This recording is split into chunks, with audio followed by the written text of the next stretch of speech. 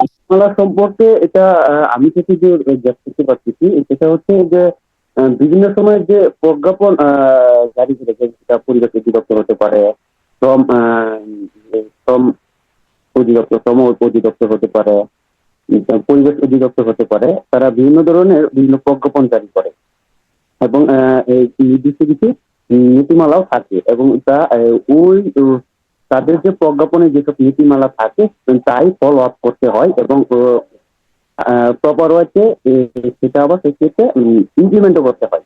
তো এই বিষয়টা আমি গেস করতে পারছি। উম আচ্ছা, থ্যাংক ইউ মেহেদি। আপনার এখানের মধ্যে হচ্ছে অনেকগুলো বিষয় চলে এসেছে। তারপরও আমি একটু বলি আমার থেকে। আইন এবং বিধিমালার মধ্যে পার্থক্য হচ্ছে, আইনটা হচ্ছে সংসদ কর্তৃক প্রণীত, ঠিক আছে? সংসদে পাশ হতে হয়।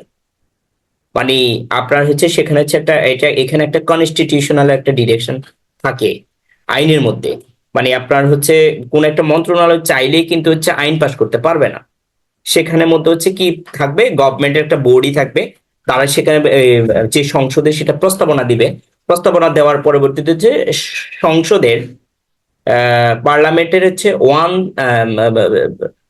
সরি, থার্ড, 2/3 যে হচ্ছে পার্লামেন্ট মেম্বার আছে, তাদের একটা কি থাকতে হবে, হ্যাঁ ভোট থাকতে হবে। সাপোজ কথা, হ্যাঁ, একটা উদাহরণ দেওয়া হোক। সংসদে কোনো একজন উত্থাপন করলো যে বাংলাদেশে যতগুলা ইটের ভাটা আছে সবগুলা ইটের ভাটা ভেঙে দিতে হবে, রাখাই যাবে না।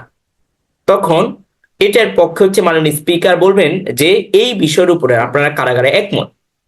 তখন যদি হচ্ছে সংসদের 3/2 সংসদ সদস্য, পার্লামেন্ট মেম্বার যদি হচ্ছে বলে যে হ্যাঁ আমরা এটার সাথে একমত, তখন তারা কি করে, এটাকে লিখিত আকারে প্রকাশ করে।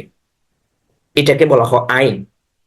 মানে আইন, that's mean direction of parliament member, সরাসরি নির্দেশনা। এখন বাংলাদেশে যেই ইটের ভাটা আছে সবগুলা থাকা যাবে না অথবা ভেঙে ফেলবে, এই যে একটা প্রসিডিওর বাংলাদেশে যোগ যোগ থেকে, লং টাইম থেকে হচ্ছে আপনার হচ্ছে ইটের ভাটা চলে আসতেছে। এখন সেটা যে ভাঙবে, আপনি যে হুট করেই কোনো কিছু করে ফেলতে পারবেন না। এটা একটা ভাঙার একটা প্রসিডিউর আছে। আপনি ওই মালিককে নোটিস করতে হবে যে ভাই, আপনাকে টাইম দেওয়া হলো, আপনি এত দিনের ভিতরে আপনি ইটের ভাটাটা ভেঙে পেলেন, সরাই পেলেন। আদারওয়াইজ গভর্নমেন্ট কি করবে, সেটা ভেঙে ফেলবে। এই যে একটা প্রসিডিওর। আইন বলছে ভেঙে ফেলবো, কোনো কি থাকা যাবে না, ইটের ভাটা থাকা যাবে না। আর বিধিমালাতে উল্লেখ থাকবে সেই যে ইটের ভাটাটা যে বাংলাদেশ থেকে রিমুভ করা হবে, সেই রিমুভের প্রসিডিউরটা কি। তার মানে হচ্ছে আইন হচ্ছে নির্দেশনা, বিধিমালা হচ্ছে সেই নির্দেশনা বাস্তবায়ন কিভাবে করা হবে সেটার ডিটেলস ব্যাখ্যা। ক্লিয়ার? ঠিক আছে। যেমন একটা উদাহরণ দেওয়া যাক, বাংলাদেশের আহ পরিবেশ আইন আছে 1995, আপনারা জানেন কি জানি না। পরিবেশ আইন, বাংলাদেশ পরিবেশ আইন 1995, আপনারা অনেকে শুনেছেন।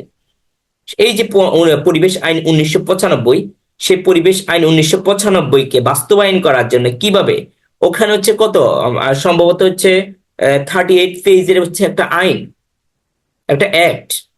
সে 38 পেজের আইনটাকে বাস্তবায়ন কিভাবে করবে, সেটার জন্য প্রায় হচ্ছে 200 পেজ, 187 পেজের মতো মেবি একটা হচ্ছে রুলস আছে।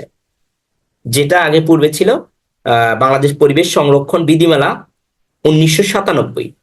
পরবর্তীতে হচ্ছে সেটা অবসলিউট হয়ে বর্তমানে সেটি হয়েছে পরিবেশ সংরক্ষণ বিধিমালা 2023, 2023।